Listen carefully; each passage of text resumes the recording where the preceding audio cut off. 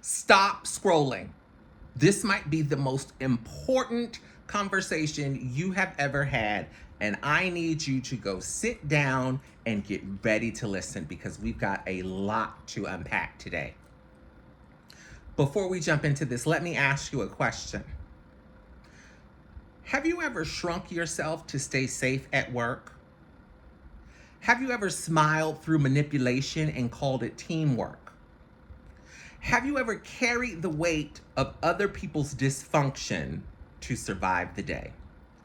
If any of that sounds familiar, you are not alone, and most importantly, you are not weak. You have been navigating trauma in real time, and no one gave you a manual for it. I want to welcome you to this week's episode of Leadership Lessons. This is the podcast where we don't just talk strategy. We talk survival, self-respect, and transformation. I'm Dr. Fredrick Lee II, and today's episode is for every person who's been burned by a toxic work culture and still showed up anyway. Last week in episode 3, we unpacked what it means to lead without losing yourself through emotional boundaries, energy protection, and radical self-respect. Today, we're going deeper. This is from trauma to triumph, because we're not just surviving toxic work environments. We're healing from them, learning from them, and rebuilding stronger leadership through them. So before you swipe away, take a breath. This episode might give you the language that you know you need, that you have been carrying, and permission to finally put it down. Let's get into it. So, as we start, I think it's important for us to begin with establishing what toxicity looks like when you're at work, okay? We'll start with emotional manipulation that gets disguised as feedback. This looks like when a manager consistently delivers criticism under the guise of just being honest, but never offering constructive suggestions or support. This person never gives the employee a specific, concrete example of something that was said or done or not done in order for the person to go back and work on. It can also look like feedback sessions that focus more on personality than performance. You're not a team player. You're not fitting into the culture. We don't think this is just a fit. What does any of that even mean? What does any of that even mean? And they're telling you this instead of addressing, again, a specific behavior or outcome. Okay, manager, tell me, the employee, what does it look like to fit in? Give me an example of fitting in. Give me an example of what teamwork looks like in this department, in this unit, in this organization. It's praise from the manager that it's immediately followed by a controlling demand. Oh, you're so good at this job. Oh, you're the best. I can't trust anyone else, so I need you to work the weekend. No one else is going to do this presentation the way you would. I just can't trust anyone else to do this, so I'm going to give you this extra work. That's confusing. That's confusing to the employee, because now the employee's sense of value and affirmation is conditional to compliance. You're only going to compliment me if I do extra work for you. Toxicity in the workplace can also look like gaslighting. Yep, gaslighting from supervisors or peers. This is where you are concerned about a disrespectful comment. Okay, someone has made a disrespectful comment to you, and they said, and you bring it up to them. So this person has said something to you, you bring it up to them, and they turn around and say to you, well, you're being too sensitive. That's not what I meant. You're taking it the wrong way. All of that. It's gaslighting. They're not taking accountability for what they said or did. It can also look like a peer denies having a conversation that you clearly remember having, or the supervisor. Have you been there? Oh, we never talked about that deadline. We never talked about that. I never told you to do that. Mm-hmm. Even though you know for sure you wrote it in your notes, it's in an email from a month ago. That's why it's important to keep a paper trail. A manager rewriting the history of an incident to shift the blame onto you despite other people that were present or documentation that exists. You were following their direction and they flip it around on you. Over time, you begin to second guess your memory. You start to second guess your judgment. You start to second guess your emotional responses. This erodes a person's confidence and it increases self-silencing. This is why people don't speak up at work. It also shows up as passive-aggressive communication. This is where an example is you have someone that you work with, a team member, or even your supervisor, who tells a joke about your work ethic, out in meetings or in public. Well, at least some of us, don't take long lunches. At least some of us, don't take 3 weeks off for vacation. What are you really trying to say? Just say it. It's leaders who give the silent treatment instead of discussing issues openly. They ignore you. They don't want to address it. They don't have time to address it. It's feedback delivered through sarcasm, where you can have a manager saying, "Oh, great, here's another email, just what we needed." This creates confusion.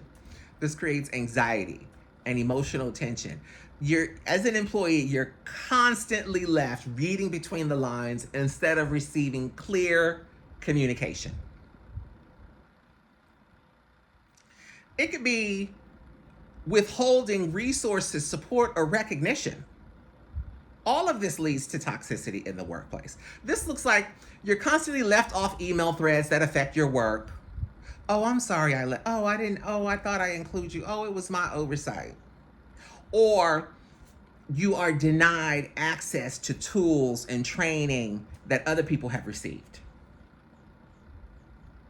It's your colleagues getting public praise for work you contributed to, but your name is somehow miraculously left out. It's when a supervisor forgets to approve your PTO requests while everybody else gets their time off with a question. It seems to only happen to you. Toxic. These actions reinforce feelings of invisibility, devalues your contributions, and can cause resentment or self-doubt. Toxicity also looks like these constant crisis cycles and unclear expectations. The organization is always in fire drill mode. Every task is urgent, but no one defines priorities. You have project goals that shift in the midstream without any explanation, but accountability remains rigid. There's no shifting there. You're still responsible, even though it's unclear what you're supposed to be doing. You're told, just go figure it out. Then you get penalized for not doing it the right way. But no one ever told you what the right way was or what it looked like. So when you're working under these conditions, that creates chronic stress, role confusion, and a sense of failure, even among high performers. You're working hard, but you never feel successful. Toxicity isn't always loud. Sometimes it's subtle, coded, and deeply psychological. Learning to improve your emotional intelligence helps you name these experiences instead of internalizing them. Reality testing and emotional self-awareness are critical here. They help you ask, is this mine to carry? Working in a toxic environment has an impact on your brain and body, whether you realize this is happening or not. And most of the time, you don't realize it until you're already deep in it. Because, see, chronic stress in those toxic work environments is activating your amygdala. It's your brain's alarm system. So it's putting you in this fight, flight, or freeze mode, which makes it hard for you to concentrate, to sleep, to emotionally regulate. Over time, this can lead to mental health concerns. Major one is burnout.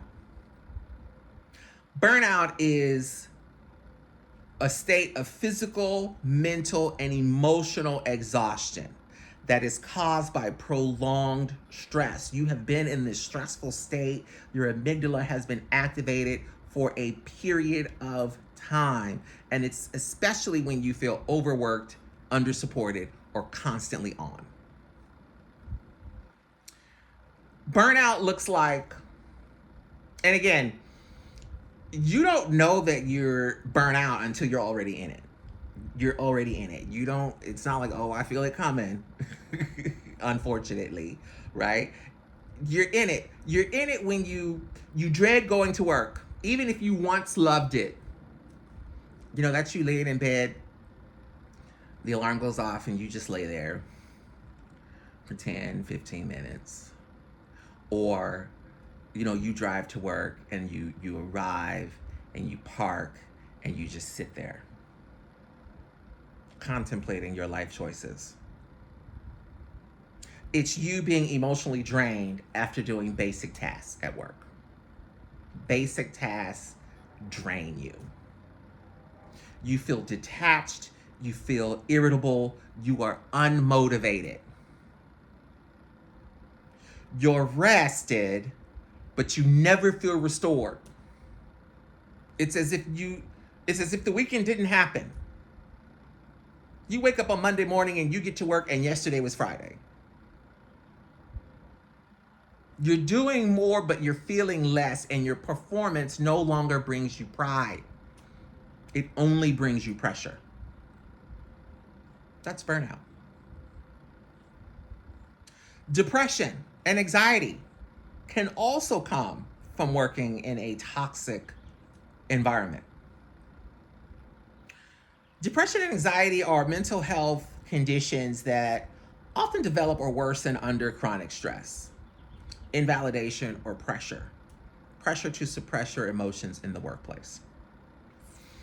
Depression looks like a low mood, hopelessness, fatigue, loss of interest, withdrawal from others.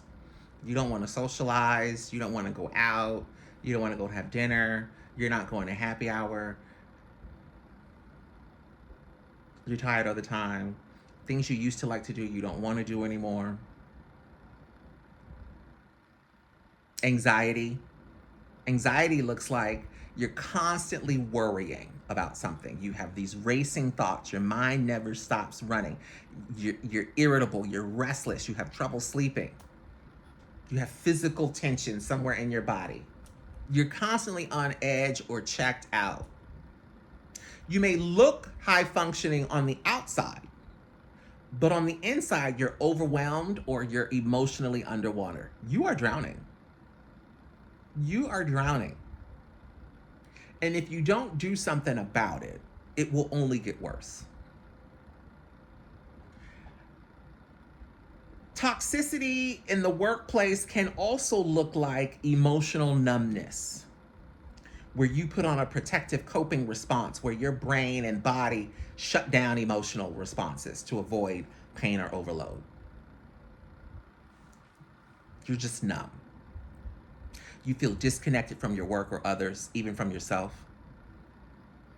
You go through the motions, but you don't feel much. You're not sad, you're not angry or happy, you're just blank. You stop caring. Not because you're careless, but because you're depleted. Your ability to be empathetic fades. and your engagement drops. Hypervigilance is another one, is another response to toxicity in the workplace. Hypervigilance is a trauma-driven state where your nervous system is constantly scanning for threats, even in safe situations. You're always trying to be ahead of the game. You're always trying to be ahead of the ball dropping. You're always trying to be ahead of something negative that you anticipate is going to happen. So when you're in this state, you overanalyze emails and meetings. You overthink it. You assume conflict is around the corner. You can't relax even when nothing is wrong. You're always on edge. You constantly prepare for the worst. You're stuck in survival mode, reacting to every perceived slight or shift as if it's a crisis, because that's how your brain has learned to stay safe. You disconnect from your values and purpose. You have a gradual loss of alignment between your inner values and your external behaviors, often due to adapting to toxic or high pressure environments. This is when you're saying yes to things you don't believe in. This is you don't recognize who you're becoming. This is you feel like you're living someone else's version of success. You even question whether your work still matters or whether you still matter in it.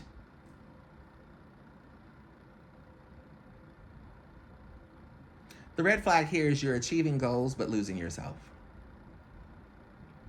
Your self-regard, your impulse control, and stress tolerance are the emotional intelligence skills that can be developed here even after being in this toxic environment. The healing begins when you permit yourself to stop normalizing dysfunction. So now that we know what a toxic environment looks like and some of the components of it and what it can do to you, now we need to get you on a path to healing. We need to give you the tools to begin healing. So each one of these change moves is a practical, emotionally intelligent step toward healing. You don't have to do them all at once. You just have to begin. Remember, your growth has to be intentional. So the first thing you need to do is name it. Okay? You need to put a name to what has happened and what you are feeling. Write this down. What did I experience that I haven't fully admitted to myself yet? This allows you to acknowledge what happened clearly, truthfully, and without minimizing. It's a way for you to journal what you've been forced to carry in silence. This matters because toxic environments often cause you to suppress or question your own experiences. Naming the harm is how you begin separating your identity from your trauma. You are not your trauma. Trauma are those things that happen to you externally. But you don't have to own it. You don't have to carry it. Emotional self-awareness and reality testing. These are the skills that help you validate your emotional responses and distinguish between what happened and what you were made to believe. The next thing you need to do, the next change move, is creating distance. Write this down. What is one small practical boundary I can set this week? Remember, we did boundaries last week. Boundaries help you create distance. So what you're going to do is you're going to set micro boundaries to protect your energy if you're still in a toxic environment, right? Everyone can't quit their job. Everyone can't just move on. Unfortunately, some of us have to, work in these environments. And so how do you do that and stay healthy? Creating distance. So you're going to avoid non-essential after hours communication. If you are off the clock and you are not on call, you don't have to answer that text message. Tell them I said that. You're not being paid for that. Your office hours are from 8 to 5. It is 6:30. Avoid non-essential after-hours communication. If it ain't got nothing to do with you, it can wait till you go back to work. Turning off red receipts and notifications. Turn it off. I'll get to it when I get to it. The only thing that beeps and dings are my meeting reminders. I don't need it to beep every single time I get an email. I don't need that distraction. Because if it were that important, you could pick up the phone and call me. So I don't need to turn on the red receipts and the notifications. Shortening your emotional check-ins with draining colleagues. Remember the exercise from the previous week where we listed out those things that stimulate us and those things that drain us? See, you have a list now you can go to and you see exactly who and what is on that list. So shorten those check-ins with those draining colleagues. You know who they are. You know who they are. Stop playing. Stop playing. Avoid them. You don't have to be friends. You don't have to go to lunch. You don't have to kiki in the hallway. You can avoid them except when you need to discuss work. That's it. We are being paid to work. We are not being paid to play. Take your full lunch break. Leave that phone. Turn it off. The law says you are entitled to 30 minutes uninterrupted for an 8-hour workday. Take it. Take a mental health pause. You probably already are. When you go to the bathroom, when you don't really need to use the bathroom, but you go to the bathroom anyway, and you just sit there for 10 minutes. Sometimes I go out to my car at lunch, and I sit in my car for an hour. I might talk on the phone to my sister, or if she's available. If not, then I'll just sit there and listen to music and just separate myself from work for this moment. It's a mental health pause. These actions matter because you may not be able to leave right away, but you can't stop leaking energy. Let's be real. The state of the economy, the way this administration is going, these tariffs, the job market right now,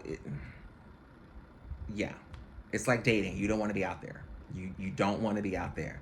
So a lot of us are in positions where we can't leave right away. So we have to be able to manage ourselves while we're in it. So those small shifts build the emotional margin that you need to stay healthy. So the skills, impulse control, assertiveness, stress tolerance, these help you set firm, non-apologetic limits. I can't even talk today. Non-apologetic limits that support your emotional bandwidth and reduce overwhelm. Look, there's only so much that a human being can take, right? We're not wearing overwork as a badge of honor anymore. Being busy is not the business anymore. It's not healthy. Change move number 3. You have to rebuild trust in yourself. Here's what I want you to write down. What is one decision I can make this week that honors my truth? See, you've been on a plane before, I'm assuming. And when you get on that plane and the flight attendant gets up and you're about to take off and they're going through the safety messages, right? What you need to do, there's a life vest under your seat and all of that, and how to put your seatbelt on. And what do they tell you? Okay, if the cabin is decompressed, an oxygen mask is going to fall from the ceiling. You need to put your mask on first before you help the person next to you. This is the same thing. Toxicity breeds second guessing. You have to relearn how to trust your instincts through small, intentional decisions like saying no, speaking up, or honoring how your body feels in a moment. When other people have dismissed your voice, rebuilding trust in yourself is the first step towards reclaiming your leadership. Self-regard and decision-making, these are the skills that allow you to evaluate your own needs and values without submitting your worth to external approval. Change move number 4 is about reconnecting to purpose. Write this down. What did I leave behind that I now want to reclaim? You have to reflect on the values that you've compromised to survive. Revisit your why. Why am I doing this? Why am I here? Why did I go into this profession? Write a new vision for your leadership that aligns with who you're becoming, not who you had to be in survival mode. It's like reconnecting to you, the real you, the you outside of the trauma, the you that you would have been had you not had to deal with this. Because see, toxic workplaces often disconnect you from your purpose. So reconnecting helps you lead with clarity, not just compliance. It's your optimism, it's your emotional expression, it's your self-actualization. These are the EQ elements that help you access hope, help you name your passions, and regain alignment with your deeper goals.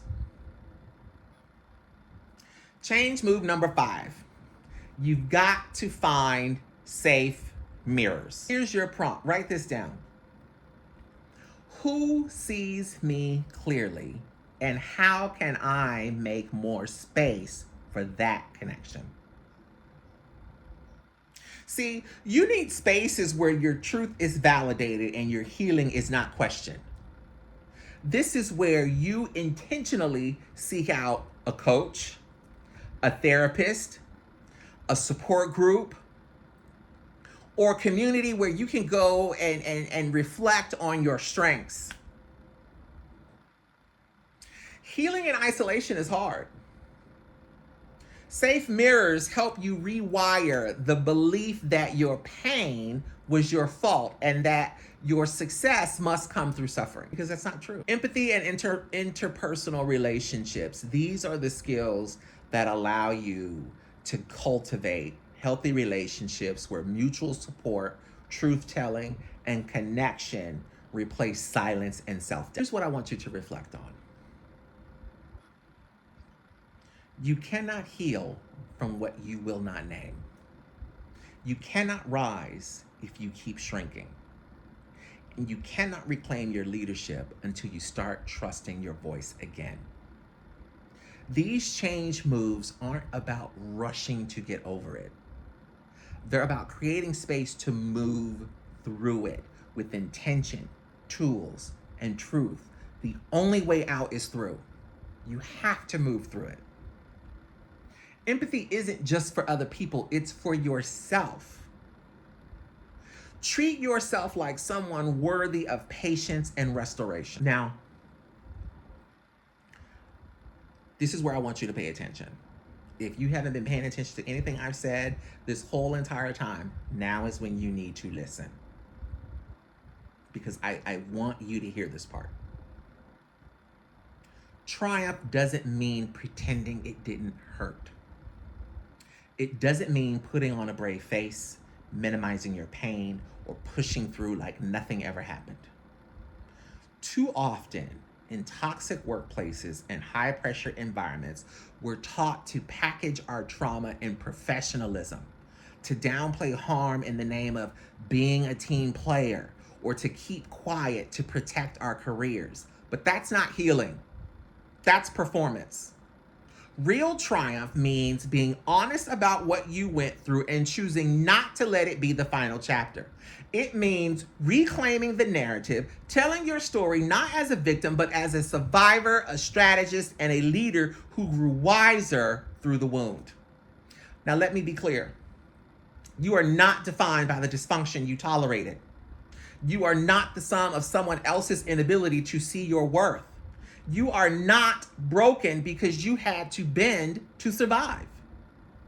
What defines you now is how you choose to rise.